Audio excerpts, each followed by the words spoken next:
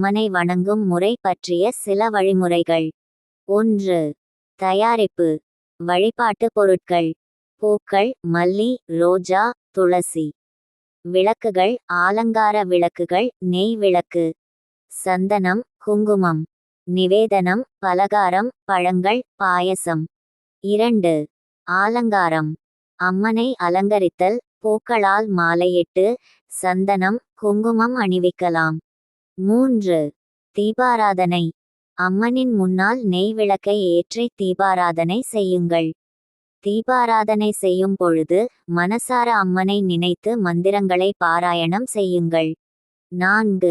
மந்திரங்கள்: ஓம் துர்காயை நம, ஓம் காளிகாயை நம. இதனுடன் உங்கள் தாயாரின், அம்மனின் பெயர் கூறி வணங்கலாம். 5. பிரார்த்தனை. உங்கள் மனதில் உள்ள வேண்டுதல்களை கூறி பிரார்த்தனை செய்யுங்கள். 6. நிவேதனம். தயாரித்த நிவேதனங்களை அம்மனுக்கு சமர்ப்பித்து நெய் விளக்குடன் தீபாராதனை செய்யுங்கள். 7. கற்பூர ஆராதனை. நிவேதனம் முடிந்ததும் கற்பூரத்தை ஏற்றி ஆராதனை செய்து நமஸ்காரம் செய்யுங்கள்.